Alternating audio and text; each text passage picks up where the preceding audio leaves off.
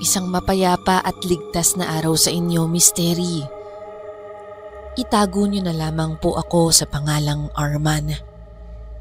Isa po akong accountant sa isa sa malalaking accounting firms dyan sa Ortigas. Mayroon kaming isang anak ng misis kong si Annie. Nang mangyari ang kwentong ito noong nakaraang taon ay bago pa lang ako sa kumpanya namin.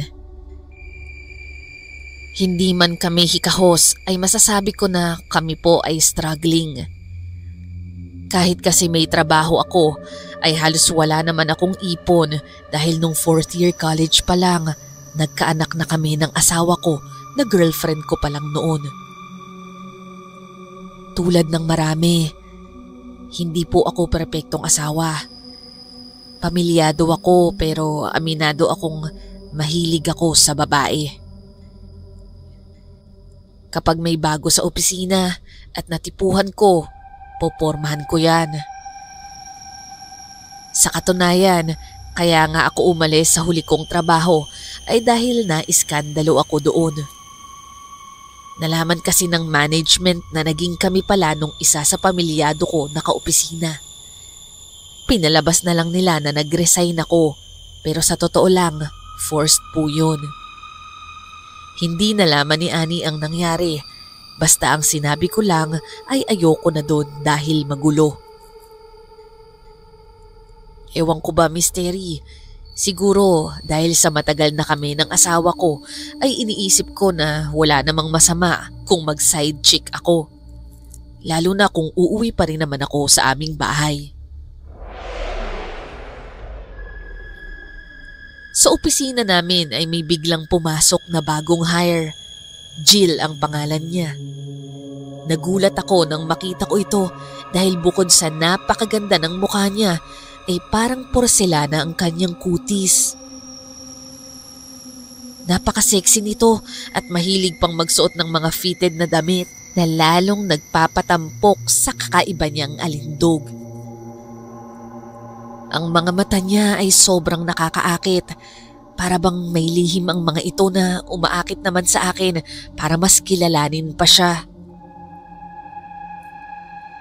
Naging matindi ang crush ko noon kay Jill kaya nag-isip talaga ako ng paraan kung paano ko siya didiskartehan. Minsan ko siyang nadinig na nagrereklamo tungkol sa hirap ng pagkukommute. Nakakapagod makipagsiksikan sa bus? Aniya, habang inaayos ang buhok niyang amoy mamahaling shampoo. Doon ko naisip kung paano ako mapapalapit kay Jill. Itutuloy ko na ang plano namin ni Annie na bumili ng kotse.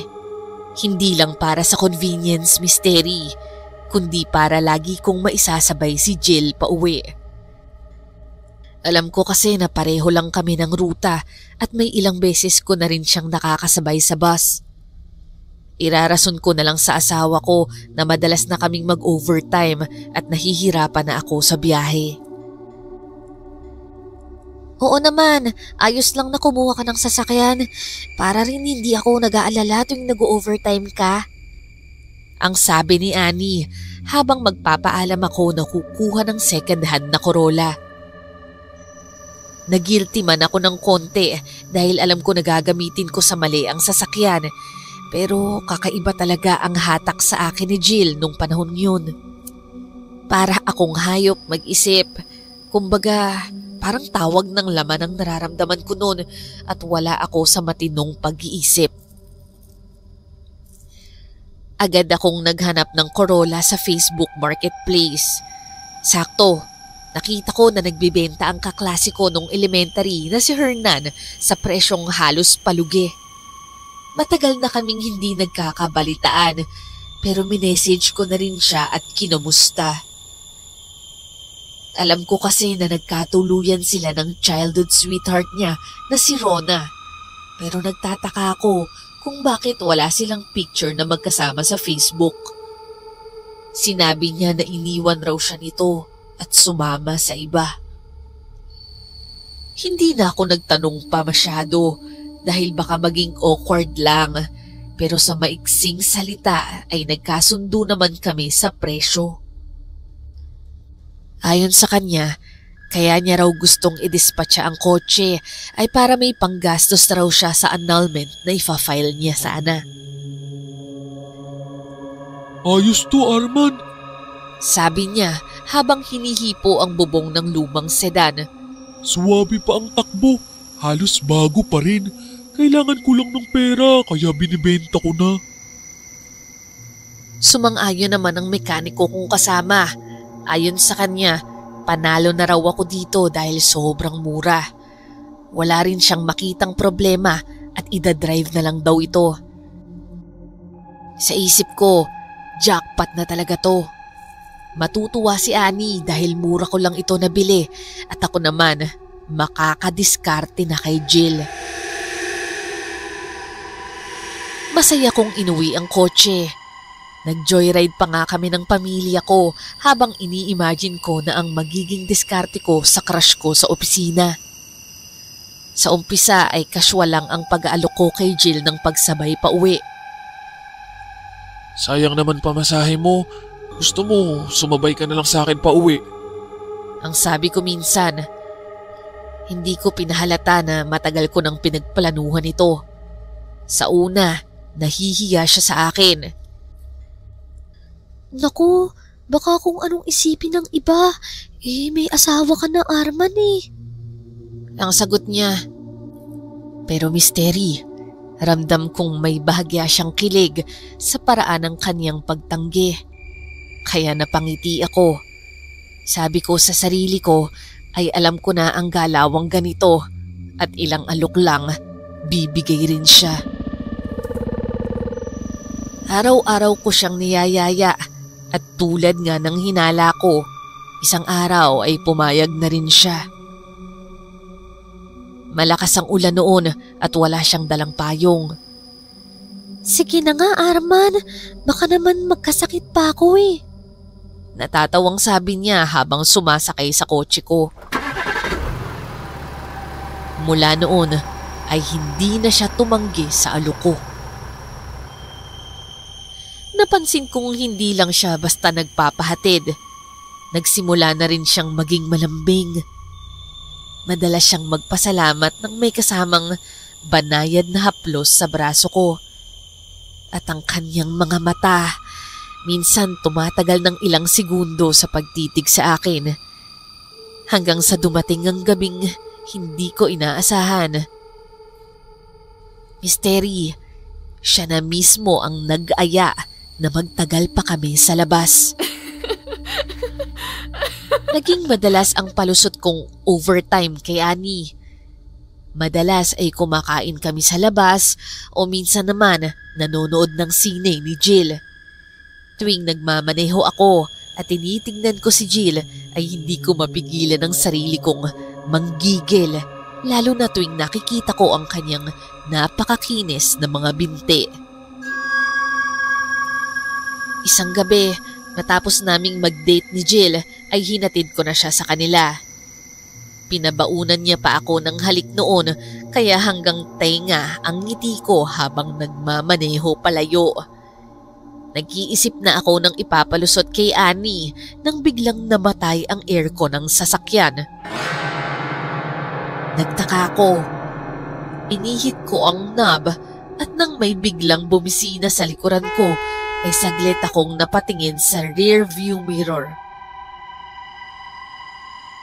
Misteri, nakita ko na may nakasakay na babae sa likod ng sasakyan. Muntik na akong mabangga sa nerbiyos ko, ngunit nang tingnan ko na ito ulit, ay nawala itong bigla. Pag-uwi ko sa bahay ay pawis na pawis ako sa takot. Oh, bakit parang maputla ka? Masama ba pakiramdam mo? Ang nag-aalalang tanong sa akin ni Annie. Wala to. Napagod lang siguro ako sa opisina. Ang sagot ko sa kanya habang pinupunasan ko ang pawis sa aking batok. Habang kumakain kaming mag-asawa, nakatingin ako sa garahe at pinagmamasdan ko ang sasakyan. Kasalukuyang iniisip ko kung totoo ba ang nakita ko kanina. Nang biglang nagpatay-sindi ang ilaw sa loob. At sa mabilis na iglap na yon ay parang nakita ko ulit ang babae. Nanlaki ang mata ko at tinanong ko agad si Annie kung napansin niya ang nakita ko. Pero wala naman raw siyang napansing kakaiba sa sasakyan. Inisip ko na lang na baka dala lang yun ng pagod o ng kaba dahil sa alam ko na mali ang ginagawa ko kaya ako nagkakaganito. Mabilis ko rin namang dinismiss ang na-experience ko nung gabing yun at tuloy lang ang landian namin ng kaopisina ko. Isang gabi, habang nagmamaneho ako pa uwi, ay hindi ko napigilan ang sarili ko at hinawakan ko sa binti si Jill habang nagmamaneho. Hindi naman siya nagreklamo at hinayaan niya lang na nakalapag ang kamay ko ron. Ngumiti rin siya sa akin ng makahulugan at naisip ko na baka gusto niyang magmotel. Bago ko pa siya mayaya ay biglang bumaba ang bintana ng kotse. Nataranta kaming dalawa dahil sa biglang ingay ng mga sasakyan sa labas. Pumasok rin ang usok mula sa truck na nasa harapan ko.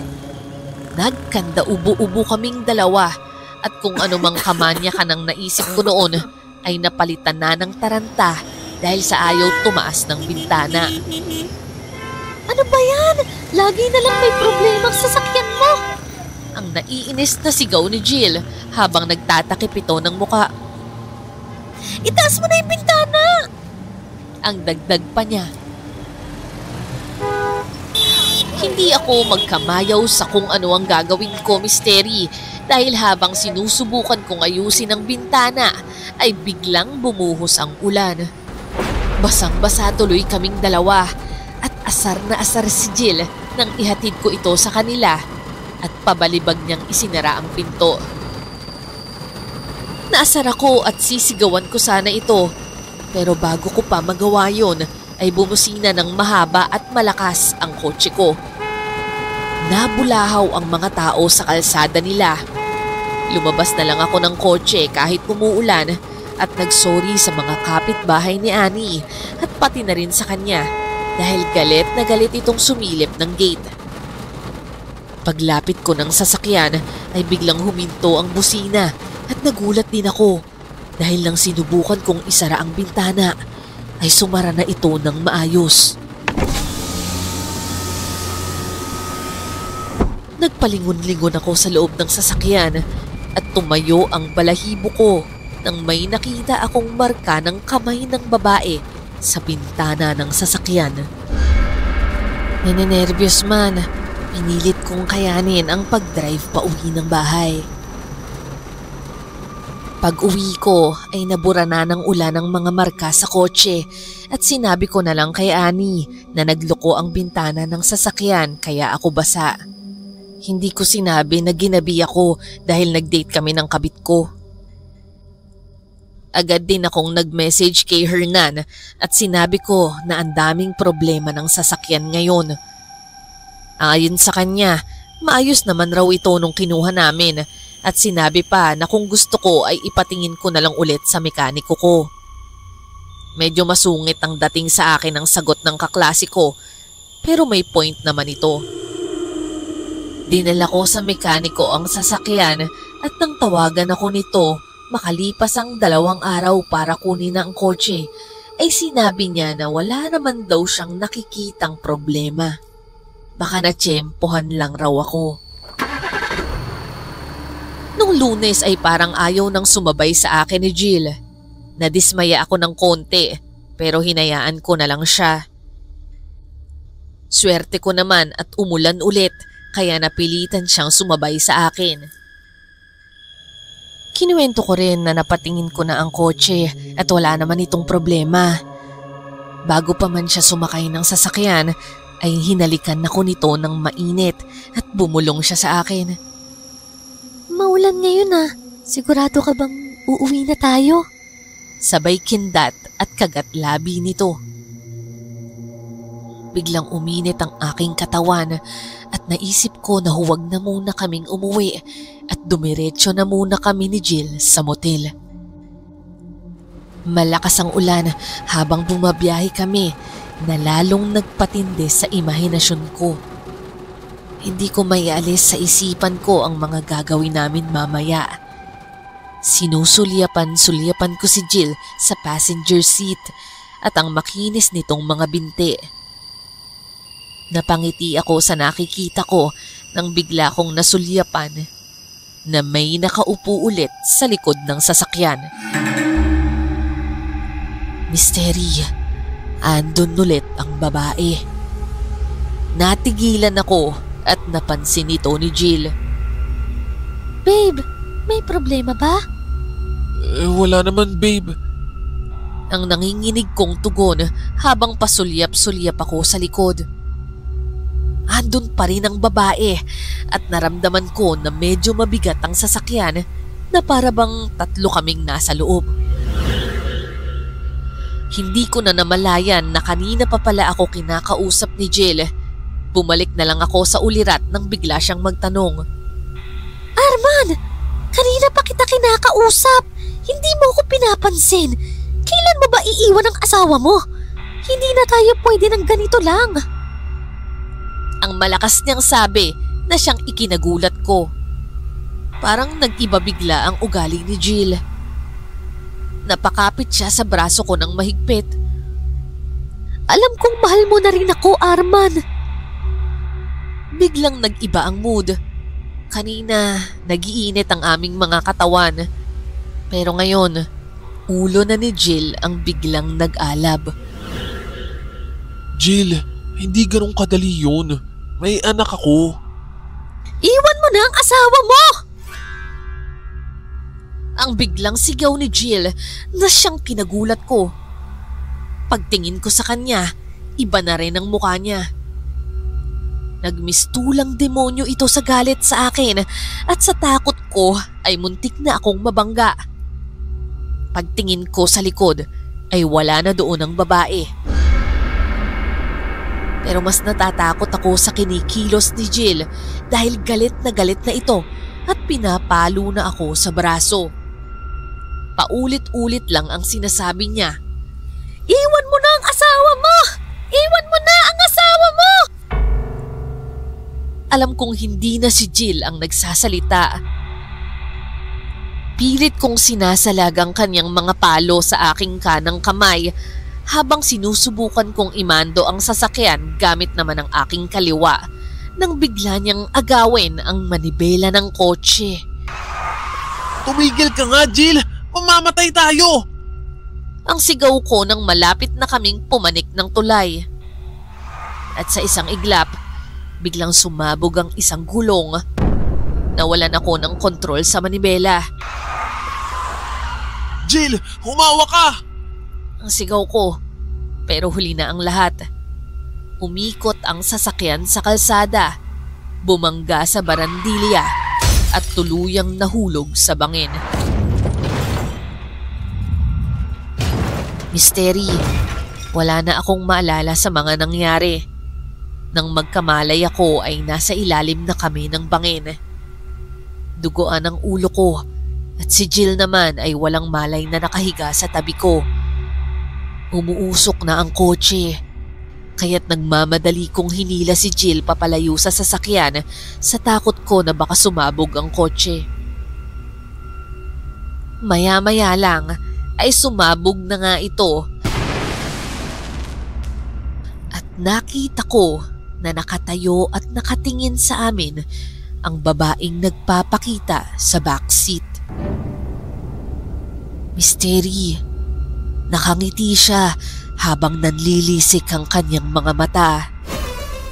Ito ang mga huli kong nakita bago rin ako mawalan ulit ng malay. Nagising na lang ako sa ospital at nakita ko na nahando na si Annie. Nakabukas ang TV at nakita ko na nasa balita ang nangyari sa amin ni Jill. Nakahinga ako ng maluwag nang ibalita na buhay naman ito. Ayon sa ulat, may nakitang agnas na bangkay ng babae malapit sa kung saan sumabog ang kotse ko. Nang kilalanin ito ay lumabas na ito pala si Rona, ang dating asawa ni Hernan. Agad siyang dinampot ng mga pulis para tanungin. Mabilis naman daw umamin ang kaklase ko na hinagis niya raw sa bangin ang bangkay ng asawa niya matapos niya itong mapatay sa loob ng sasakyan. Dala raw ito ng matindi nilang pag-aaway nang malaman ng misis niya na may karelasyon siya sa trabaho. Pinaghahampas raw siya nito habang nagmamaneho, dahilan upang magdilim ang paningin niya at masakal si Rona hanggang sa malagutan ito ng hininga. At ayon kay Hernan, dala raw ng matinding panik ay naisip niya na ihulog na lang sa tulay ang bangkay at gumawa ng kwento na iniwan na siya nito at sumama sa iba. Umiiyak ang asawa ko habang hinihimas ang aking ulo. Sa pagkakataong ito ay guilty ako sa ginawa ko kay Annie. Hindi siya makapagsalita at tulo ng tulo ang mga luha niya. Nang magtagpo ang mga mata namin ay nakita ko na alam na niya ang tungkol sa amin ni Jill. Pinilit kong abutin ang kamay niya para mag-sorry. Mahal, patawarin mo ko. Sorry sa lahat ng kalokohan ko. At pati ako, Misteri, ay napahagulgol na rin. Hindi siya sumagot at pinisil na lang ng mahigpit ang kamay ko at ngumiti siya ng mapait. Sa oras na yon, awang-awa ako sa asawa ko at galit na galit ako sa sarili ko. Kung hindi lang sana ako nag-isip bata at naging selfish, ay hindi sana ito inabot ni Annie. Dito ko rin napagtanto na siya talaga ang mahal ko sa buhay. Narealize ko na kung nagkabaligtad ang sitwasyon at siya ang mawawala sa buhay ko, hindi ko yun kakayanin. Habang pinupunasan ni Annie ang luha sa mga mata ko, ay nakita ko na may babaeng nakatayo malapit sa pintuan. Punit-punit ang damit nito at duguan ang muka. Bago ko pa masabi kay Annie na may kasama kami sa loob, ay tinitigan ako ng babae at umiiyak ito. Kinilabutan ako nang ma-realize ko na siya rin ang nagpapakita sa loob ng sasakyan.